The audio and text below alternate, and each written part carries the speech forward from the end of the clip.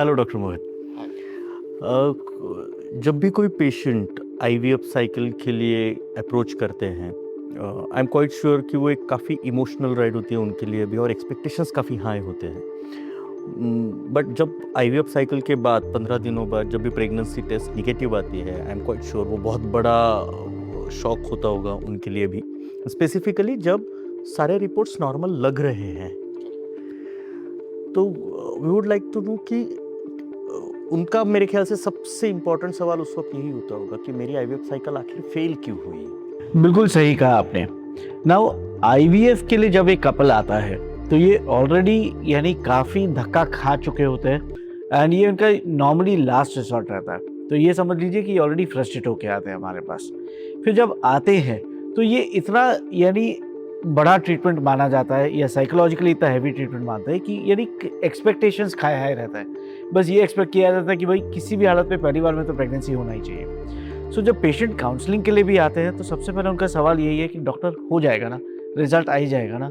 And हम हमेशा उनको ये समझाते हैं कि भाई आप कुछ भी कर लीजिए, आईवीएफ में हर 100 में से 60-70 जन का प्रेगनेंसी पहली बार में रुक जाएगा, बट 30-40 ऐसे जन हैं जिनको एक और अटेम्प्ट करने की ज़रूरत शायद पड़ सकती है।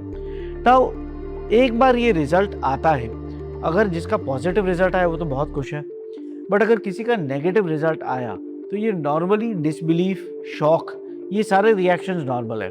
उनका सबसे पहले कहना ये होता है कि डॉक्टर हमने तो सब कुछ किया, आपने जैसे बोला वैसे रेस्ट किया, सारे मेडिसिन दिए, सब टाइम टू टाइम सब कुछ हमने सही किया, बट फिर भी ओके नेगेटिव क्यों आया। और इस सिचुएशन में यानी बहुत इम्पॉर्टेंट है कि हम पेशेंट को समझाएं कि ये एक चीज़ है जो कई फैक्टर्स पे डिपेंड करता है। यानी यहाँ पे एक होता है सीड, एक होता है सॉइल, एक होता है एनवायरनमेंट। अगर ये सब कुछ परफेक्ट रहा फिर भी एंड में लक ही आता है कि भाई ये इम्प्लांटेशन करेगा कि नहीं। तो अगर किसी पेशेंट पे आईवीएफ फेलियर हुआ है तो प्रॉब्लम पहले सीड लेवल पे चालू हो सकता है। सीड का मतलब क्या है कि ये या प्रॉब्लम अंडे में हो सकता है या स्पर्म में हो सकता है। होता यह है कि जैसे लेडी की एज इंक्रीज होते जाती है उनके अंडे की काउंट कम होते जाती है, बट यही नहीं, अंडे की क्वालिटी भी कम होना चालू हो जाती है। अगर अंडे की क्वालिटी वीक होती है तो जाहिर है कि इससे जो एम्ब्रियो बनते हैं वो भी वीक होंगे और इम्प्लांटेशन के चांसेस कम होते हैं। सेकंड इशू ये होता है कि बढ़ती उम्र के साथ अंडे के अंदर जेनेटिक चेंजेस आना चालू हो जाते हैं। नॉर्मली एज 40-41 की एज में जेनेटिक चेंजेस बहुत ही कॉमन होते हैं और ये डीएनए चेंजेस जब एम्ब्रियो में जाते हैं तो ये अक्सर मिसकैरेज का कारण बन सकते हैं या इम्प्लांटेशन फेलियर का कारण बन सकते हैं ना। ये मानना कि जो बीच का प्रॉब्लम है सिर्फ अंडे में है ये भी गलत है। ओके, ये स्पर्म से भी हो सकता है। स्पर्म में एक पैरामीटर होता है जिसको बोलते हैं स्पर्म डीएफआई या डीएनए फ्रैगमेंटेशन इंडेक्स। ना जो आदमी अक्सर तंबाकू, गुटखा, सिगरेट, मिशी ये सब खाता है या फिर एक्सरसाइज नहीं करता, ओबेसिटी होती है, ब्लड प्रेशर होता है, डायबिटीज़ होते हैं, तो इनमें बॉडी का जो एनवायरनमेंट है ये बड़ा अनहेल्दी होता है। और ये अनहेल्दी एनवायरनमेंट के कारण स्पर्म्स जो होते हैं इनमें भी माइक्रो डीएनए ब्रेक्स आ जाते हैं और इसको बोलते हैं डीएनए फ्रैगमेंटेशन। तो अगर ये डीएफआई ज़्यादा है तो वापस यही प्रॉब्लम आता है, ये डीएनए चेंजेस एम्ब्रियो में भी जा सकते हैं और ये भी इम्प्लांटेशन फेलियर या मिसकैरेज का कारण बन सकता है। ये रहा प्रॉब्लम सीड का। देन सेकंड आता है प्रॉब्लम जब सॉइल में हो। सॉइल यानी एनवायरनमेंट जिसमें बेबी ग्रो करेगा, मतलब बच्चेदानी। आपका एम्ब्रियो जितना मर्जी सुंदर हो, आप डालेंगे इसको यूट्रस के अंदर और अगर यूट्रस में बेबी पकड़ने की क्षमता कम हो या नहीं हो तो आप कुछ भी कर लीजिए, आपको आईवीएफ में सफलता नहीं मिलने वाली है। यानी फिर हमें यूट्रस में क्या पैरामीटर्स चाहिए जो अपने को सक्सेस दे सके। पहला, यूट्रस नॉर्मल होना चाहिए, इसमें फाइब्रॉइड या अन्य जो बीमारियां ये नहीं होनी चाहिए। सेकंड, यूट्रस का जो लाइनिंग है यानी एंडोमेट्रियम जिसमें बेबी चिपकता है ये हेल्दी होना चाहिए, इसकी थिकनेस एडिक्वेट होनी चाहिए यानी 8 या 9 मिलीमीटर होनी चाहिए। एंड लास्टली, यूट्रस का जो दीवार है इसके अंदर जो ब्लड फ्लो है ये सही होना चाहिए। ये इसलिए इम्पॉर्टेंट है क्योंकि बेबी जब जाके यूट्रस पे चिपकेगा तो बेबी को जो खाना पीना, पोषण, नरिशमेंट है ये यूट्रस ही देगी। अगर यूट्रस का ब्लड सप्लाई सूख चुका है तो बेबी आगे टिक ही नहीं सकता, बेबी आगे ग्रो भी नहीं करेगा। तो ये रहा फैक्टर्स जो आपका सॉइल का आता है।